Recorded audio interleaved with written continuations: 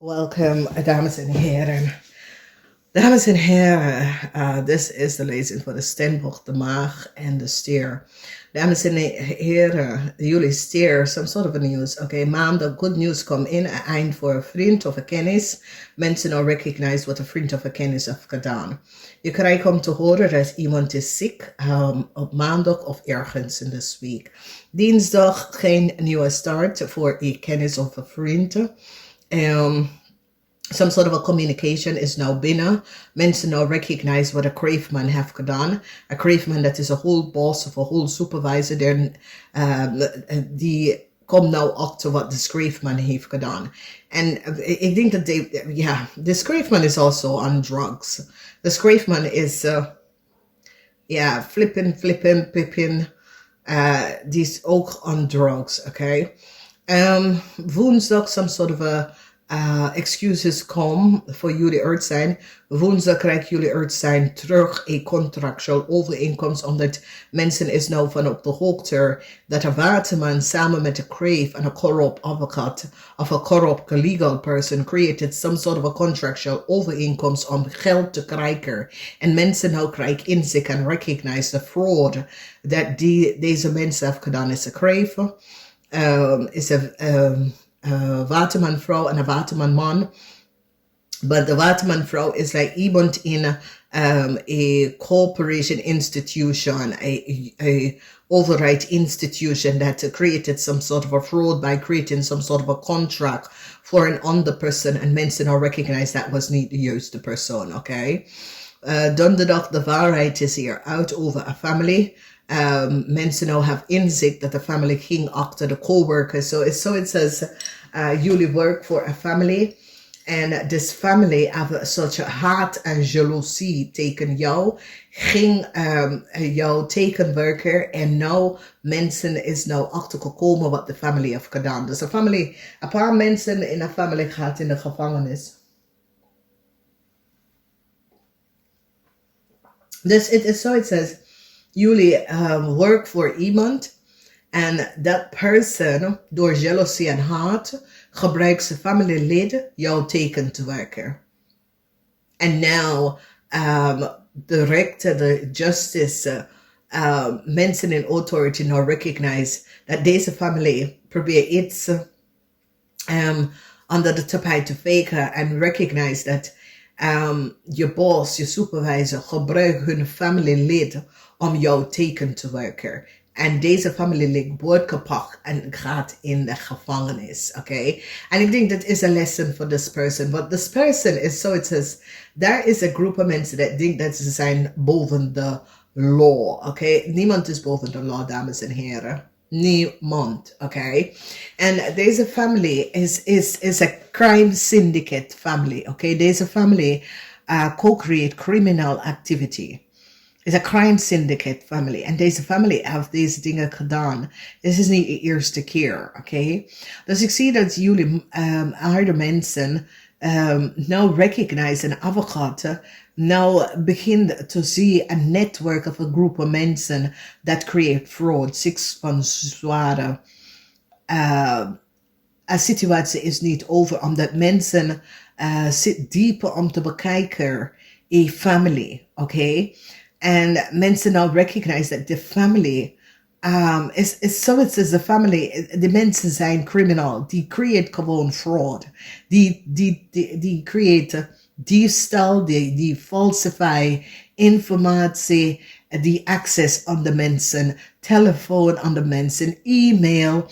Dus het is gewoon een crime syndicate family. En deze mensen gaat echt worden opgepakt. A rechter is here and the rechter now recognize what a network, a group of mensen was on it doen. And it's so it says the rechter recognize that deze mensen zit fraud te doen voor heel lange tijd. A rechter now recognize that een waterman en een weeskalvrouw, maar deze weeskalvrouw komt op want ze zijn in de 11th house. 11th house is een huis van politie, ambtenaar en dat soort of thing. Dus deze ambtenaar of politie of whatever is a fraudulent person. Mensen is nou van op de hoogte en krijgt inzicht that deze person is a fraudulent person. En mensen hebben nou gezien hoe oneerlijk een corrupt ambtenaar is. Door te access data en informatie create some sort of a contract. It can like a fraud. It have mee te maken met verzekering fraud. Okay, accessing andere mensen data en informatie, probeer iemand informatie te duplicate, that sort of a dingen. En mensen nou recognize that a visgrave of Scorpion man. En mensen nou recognize that this is a buitenlander man. Dus deze buitenlander man, this is echt een buitenlander man, is niet een Nederlandse person. Deze man is in een ander land geboren. This is a crave man. A crave man was a Steenbok person, supervisor of boss. There's a conflict van mening. The Steenbok person say, hey, ik wil in deze gesprek worden opgenomen. De Steenbok person heeft het gesprek opgenomen. En de man naar 22 jaar, want dit gebeurt in 2012, zit achter de vrouw nog steeds aan dat om te krijgen. En wat die man heeft gedaan, is gebruik een fraudulent family, a criminal family, om achter de vrouw te gaan, om contact met de vrouw, dus die heeft access in de vrouwhuis, en stuur de mensen om een BlackBerry telefoon om te nemen van de person with that. Maar dames en heren, deze Craveman is de ex-boss van een Steenbok vrouw. Oké? En dit is echt een Steenbok vrouw. En wat ze hebben nou achter gekomen is dat deze man zit daar achter alle de jaren deze vrouw te verpesten. Okay, mensen nou recognize dat deze man is mentally disturbed. Omdat de vrouw is weggelopen. De vrouw heeft niks om te zeggen, niks om te... En de man blijft achter de vrouw te steuken. Totdat de vrouw kind in Amerika is vermist. En mensen nou recognize dat deze man heeft iets mee te maken met het vermis van de vrouw kind in de Verenigde Staten. Dus, dames en heren, je wilt niet weten wat je werkgever wil doen. Oké? Ik ben in een management position, maar ik sta stevig in mijn schoenen. Er zijn bepaalde dingen, ik ga het niet doen. Oké, maar ik heb meegemaakt in Nederland en ik denk dat de rechter moeten ook bekijken hoe buitenlandse mensen zijn behandeld. Omdat het is niet leuk op de workfloor. En voor een manager bepaalde dingen te doen tegen een coworker en een medewerker en loopt zo weg van nee, dat moet andere regel in Nederland komen voor management. Het is fijn en het is goed, je hebt een conflict van mening, maar dat je boss of je supervisor gaat met je andere collega's even tegen jou werken voor wat voor reden. Er is geen reden, want ze hebben geen reden daarvoor. Dit is een situatie dat het heeft mee te maken met jaloezie, oké? En dat is de reden waarom mensen moeten houden privé, social media bij zichzelf, oké? Omdat mensen, ik heb geen social media dat ik ga delen met mijn coworkers, nee. Mijn coworkers en mijn privéleven is mijn privéleven. Maar deze man heeft iets gedaan en gefaked het onder de tapijt. En de ding is dat door de conflict van mening, de medewerker zegt, ik ga deze gesprek opnemen. En het is direct bij de medewerker dat ze hebben het doorgegeven, ze kunnen het in silence. Nee, als een medewerker, je moet geven, je boss of je supervisor of HR, ik ga deze gesprek opnemen. Omdat je hebt als een werknemer, je hebt de recht om bewijs om te sturen. Want het is altijd, de werknemer heeft niet altijd, spreekt niet altijd de waarheid. En hoe ze behandelen werkgever als er is een issue, die wil geen oplossing. En ik zit in een position nou dat ik merk en ik zie het in Nederland, dat ik behandel het in anders. En dat is een heel grote punt, omdat heel veel mensen hebben geen managementcursus en nooit managementcursus gedaan.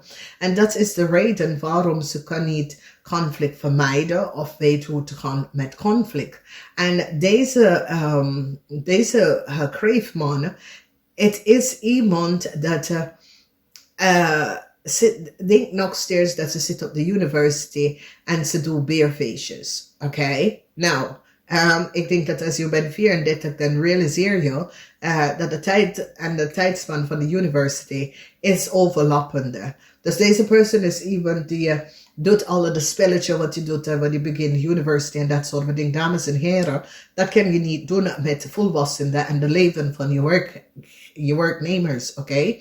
En deze persoon moet best wel heel veel geld uitbetalen om de werkgever, want nu komt ze achter hoe en wat is gebeurd met de inbraak in 2012 in de werknemerhuis. En deze man probeert onder de tapijt te vegen. En nou mensen gaan recognize dat deze man is degene in 2012 gebruiken de IT-persoon dat doet de IT voor zijn bedrijf aan de vrouw telefoon en computer thuis ook te gaan. Dat is wanneer in 2017 dat iemand kon die vrouw bellen in de buitenland om te zeggen, ja, je kan niet inloggen.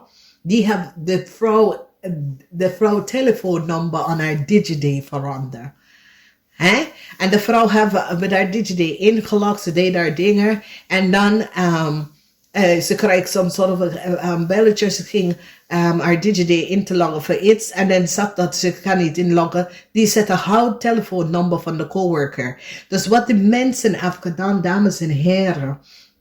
Zet de oude telefoonnummer van de coworker aan haar DigiD. Nee, nou dan iemand is daar achter. Er zijn iemand dat is niet kosher. Dat zitten mensen tot de vrouw zegt, nee, ik heb geen meer dit, dat is niet mijn telefoonnummer. Ik heb net een maand geleden ingelogd, nou jullie hebben het veranderd. Nee.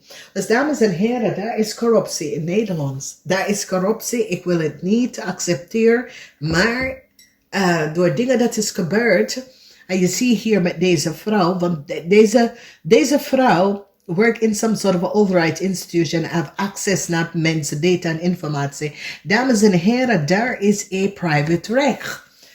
Dames en heren, mijn huis was ingebroken in 2012 en vanaf dat ik zet mijn informatie als geheim bij de gemeente. Oké? Wij zijn niet vrienden, wij zijn niet kennis. Nee, je moet eerst aan mij even gaan vragen voordat je kan mijn informatie zo access. Maar er zijn mensen dat denken dat ze zijn boven de law of boven de rechten, dat ze kan gewoon mensen data en informatie access. Dus deze persoon heeft een contractual overeenkomst gecreëerd in de vrouw naam. Oké, omdat de vrouw moet het geld worden uitbetalen en deze man betaalt een familie in de vrouw huis te gaan voor de Blackberry. En zodra die weet dat de brief voor de vrouw om geld op te gaan aannemen, was ook in de huis gestuurd. En die weet precies wanneer de brief zal komen. Dus dit is gewoon corruptie op de grote stijl. En mensen nou komen achter wie zat daar achter. Namaste.